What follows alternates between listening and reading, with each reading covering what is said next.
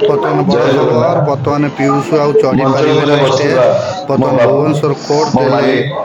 मो अन्नदाता राय बर्तमान बड़ एवं झटका पीयूष बड़ आम झटका 12 तारीख पर्यंत चढ़ी निर्देशक पारे ना महाशय स्टेज आम पीयूष सार हाजिरा त्रिपाठी सार या एवं आम केस छात्र कर डॉट कॉम शक्ति मन मालिक जे सूर्य मंदिर ओनर मालिक अच्छा कालिया रश्मि बाबू भाई बर्तमान केस कर एवं बर्तमान ये आम भुवनेश्वर चंडीखोल कोर्ट कमिटी रिहाई मुख्य देते एवं 12 जो तारीख कमिटी पार्टी जाके पड़ी चढ़े ना से कमिटी स्टेज मुख्य समस्त पीयूष को नमस्कार त्रिपाठी प्रथम एवं 5 प्रत्येक तारीख मीडिया दिन भाई भौणी चंडीखोल तुम मोर अंतरରୁ बजरंगी शुभेच्छा पीयूष शुभकामना त्रिपाठी चढ़ी प्रथम शो ଆଉ करते ବେଶୀ ଦିନ ନୁହଁ बर्तमान बड़ झटका ବହୁତ ଦିନ भुवनेश्वर ଯାତ୍ରାରୁ कोर्ट ଦୂରେଇ ରହିବା देते ପରେ झटका ଆଜି 12 ସମୟ तारीख ଆସି जाके पीयूष ପହଞ୍ଚିଛି त्रिपाठी चढ़े ପୁଣି ना ମଞ୍ଚ स्टेज ଚଢ଼ିବାର ବେଶୀ ଦିନ ନୁହଁ बर्तमान बड़ झटका आसी ଜାନୁଆରୀ ମାସ पहुंची 5 पीयूष ତାରିଖ त्रिपाठी 12 तारीख जाके ଯାଜପୁରର पीयूष ଚଣ୍ଡିଖୋଲ त्रिपाठी चढ़े ना स्टेज एटा ସେଇଠି भुवनेश्वर ମଞ୍ଚସ୍ଥ कोर्टर ହେବ अर्डर ଯାତ୍ରାରାଣୀ ସିଂହ ବାହିନୀର ନାଟକ वर्तमान सब ତୁ न्यूज ମୋ चैनल ବଜରଙ୍ଗୀ बाजुची 12 ଯାହାର तारीख जाके ରିହର୍ସାଲ चढ़े ଦ୍ରୁତ ना ଗତିରେ ଆଗେଇ स्टेज ଚାଲିଛି पीयूष त्रिपाठी एटा बड़ झटका आसी पीयूष त्रिपाठी ବିଗତ ଦିନରେ 5 ଆପଣମାନଙ୍କର तारीख दिन ଭଲ ପାଇବା हाउसफुल ଆଶୀର୍ବାଦ टिकेट बिक्री होता ଯେମିତି ଥିଲା 6 तारीख भी ଆଶା यात्रा କରିବି ମୋ ଉପରେ परिवेशन करेंगे ଆଗାମୀ बोली ଦିନରେ सेठी ସେମିତି ରହିବ परमिशन देते एवं ଆପଣଙ୍କ सी भी ମନୋରଞ୍ଜନ डबल ପାଇଁ शो करते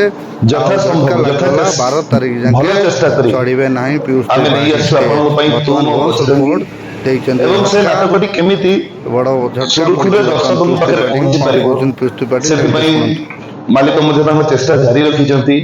ଯେମିତିକି ଅନଲାଇନ୍ ମାଧ୍ୟମରେ ଟିକେଟ୍ ଏବଂ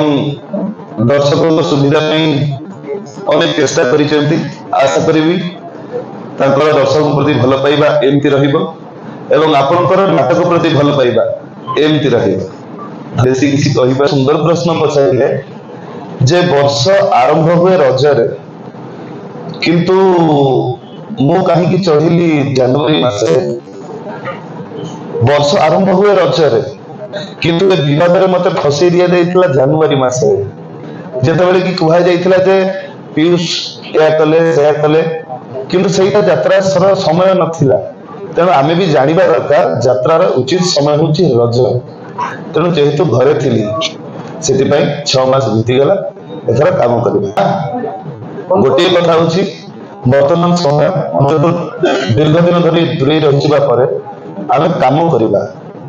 ବାଦ ବିବାଦକୁ ପଛରେ ପକେଇ କାମ କରିବା କାହିଁକିନା ମୁଁ ଏତିକି ଦିନ ଯାତ୍ରାରୁ ଦୂରେଇ ରହିକି ଦେଖିଲି ଯେଉଁମାନେ ବିବାଦ ଆରମ୍ଭ କରିଥିଲେ ଯେଉଁମାନେ ବିବାଦ ଭିତରକୁ ଠେଲି ଦେଇଥିଲେ କେହି ମୋ ପେଟ କଥା ବୁଝି ନାହାନ୍ତି ତେଣୁ ଯାତ୍ରା କରିବା ମରିବାର ଅଛି ତ ଯାତ୍ରା କରିକି ମରିବା ଘରେ ବସିକି କାହିଁକି ମରିବା ଯୋଉ ବିପଦ ଆସେ କଣ କହିକି ଆସେ ବିପଦ କେବେ କହିକି ଆସେନି ବିପଦ ଯେତେବେଳେ ବି ଆସେ ଅଚାନକ ଆସେ ମୋ ଉପରେ ହଉ କି ଆପଣଙ୍କ ଉପରେ ହଉ ସେତେ ବିପଦ ଆସିଲେ ସାମ୍ନା ତ ନିହାତି କରିବେ